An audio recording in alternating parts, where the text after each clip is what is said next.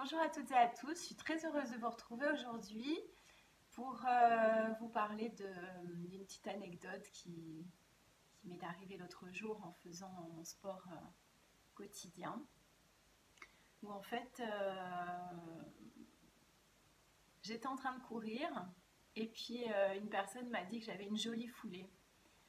Alors voilà, ça peut paraître anodin, mais pour moi c'était toute une victoire, c'est quelque chose d'important dans le sens où Euh, voilà, mon parcours de vie a fait que j'ai démarré le sport à l'âge de 4 ans. J'adorais ça, j'ai essayé tout un tas de sports, j'ai commencé par la gym au sol. J'étais un peu moins sport collectif, même si j'en ai fait. À 11 ans, j'ai adoré la natation en regardant les JO. Ça m'a beaucoup inspiré de voir les nageurs anti-bois et canois, surtout que à l'époque j'étais dans cette région-là. Et je me suis mise à nager. Et puis jusqu'au jour où en fait mon moniteur avait dit à mes parents qu'il valait mieux que j'arrête parce que quand je nageais le crawl, on aurait dit que j'allais me noyer. Et moi, dans mon état d'esprit, à partir du moment où on me pense incapable de faire quelque chose, ben, c'est ce qui génère chez moi. Je ne sais pas si c'est la résilience, si c'est. Voilà, mais en tout cas, je m'étais dit non, c'est ce que je veux faire, donc je vais le faire. Et en fait, c'est un petit peu mon état d'esprit toujours aujourd'hui. C'est ce qui m'aide à mieux gérer ma maladie depuis 2013. Parce que c'est une maladie rhumatismale qui fait que du coup, le sport prend tout son sens. C'est pas anodin que je, je, je m'intéresse beaucoup au sport santé et que je contribue au développement de projets dans ce sens et de l'accompagnement des personnes dans ce sens. Parce que reprendre une activité physique lorsqu'on a une maladie chronique, ça n'a rien à voir avec faire du sport pour du loisir ou faire du sport comme on en a fait depuis gamin. Comme je vous disais, j'ai démarré le sport à l'âge de 4 ans. J'adorais ça. C'est grâce à mon père qui me poussait à en faire, pensant que mon frère s'y mettrait plus, puis finalement non, c'était sa fille qui était très assidue. Ça a toujours fait partie des ressources que j'avais dans ma vie, pour notamment gérer l'émotionnel qui est extrêmement fort chez moi, en tant qu'hypersensible. Et puis en 2013, quand la maladie a tapé à la porte, pendant un an, je ne pouvais plus rien faire.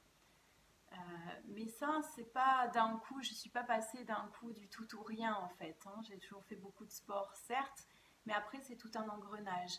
Quand on rentre dans la vie active, mais du coup, au bout d'un moment, on a comment dire, nos preuves à faire. Hein. On veut se prouver à nous-mêmes qu'on peut réussir là où on en est. En tout cas, moi, c'était mon souhait. Donc, j'ai eu la chance d'intégrer une très grande entreprise et j'ai adoré m'y investir à 300% parce que j'étais dans ce qui m'anime depuis toute petite. J'étais dans le domaine de la santé. Et, euh, et de petit à petit, j'ai complètement occulté mon, je dirais ma santé parce que j'étais passionnée. Voilà, donc du coup, j'ai mis toute mon énergie dans ce que j'aimais en oubliant ma santé. Et ce qui fait qu'en 2013, il s'est détérioré. Mais il y a eu des signes avant-coureurs. Les signes avant-coureurs, c'est que j'avais de manière récurrente des cruralgies, j'avais mal au dos. Quand je roulais, je faisais énormément de routes. J'étais obligée de m'arrêter sur le trajet parce que je pleurais de douleur. Entre deux rendez-vous, les médecins me retrouvaient des fois parce que je travaillais notamment dans les hôpitaux. Ils me retrouvaient assise, accroupie au bout du couloir ou dans l'ascenseur en se demandant ce que je faisais. Voilà. Donc ça a pris tout son sens quand j'ai été en arrêt maladie après de revenir, de me réinvestir dans tout ce qui était prévention, éducation à la santé. Parce que, et notamment en démarrant avec euh, une reprise en STAPS, parce que pour moi le sport c'était crucial par rapport à ma pathologie et puis par rapport à mon parcours de vie, où le sport avait toujours été là. Et en fait, pendant un an, j'ai plus pu en faire comme j'avais l'habitude d'en faire. Et ça a été tout un réapprentissage, on va dire. Et vraiment changer en fait mon état d'esprit dans le sens où avant je cherchais la performance et là c'était à des fins de soulagement. Je me rappellerai toujours le premier kiné que j'ai vu qui a commencé à m'accompagner me disait passe au-delà de la douleur. Donc il fallait que je marche sur du plat, il fallait que je fasse très attention à ce qu'il n'y ait pas de gravier, pas de choses qui puissent de suite me remettre en branle le dos. Et en fait, je me suis retrouvée à faire de la marche rapide, mais où la douleur cédait au bout d'une heure et demie. Donc, mais j'avais ça en tête. Je me disais, j'étais extrêmement assidue parce qu'au début, je n'arrivais pas à le tenir. Et en fait, j'ai redémarré juste avec un podomètre et en comptant les pas. Et en notant tous les jours dans mon agenda ce que je faisais comme pas, comme nombre de pas. Et au bout d'un an, j'ai récupéré et mon périmètre de marche et ma vitesse. J'ai aussi investi dans mon petit chien. J'ai choisi un chien extrêmement dynamique, pour ceux qui connaissent, un petit Spitz, très aboyeur, très... Voilà, mais en tout cas, lui, qu'il pleuve, qu'il neige, qu'il vente, il fallait que je sorte. Donc c'est comme ça que j'ai repris, voilà, je ne me sentais pas encore capable de retourner en club comme j'avais été plus jeune. Je l'ai fait après. J'ai réessayé avec mon sport de prédilection qui est la natation, mais c'était plus possible. Pareil pour le ski. Enfin voilà, il a fallu que je réapprenne en fait à réadapter mes passions à mon corps, qui répond plus comme avant. Donc tout ça pour revenir à ce que je vous disais au tout début, cette petite phrase anodine d'avoir une belle foulée, je l'entendais plus jeune parce que j'aurais dû faire, je pense, sport-études. Hein, ça aurait été en tout cas ma voie, j'adorais ça. Et puis à l'époque, mon genou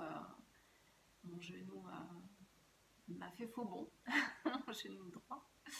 Du coup, j'ai pas pu le faire.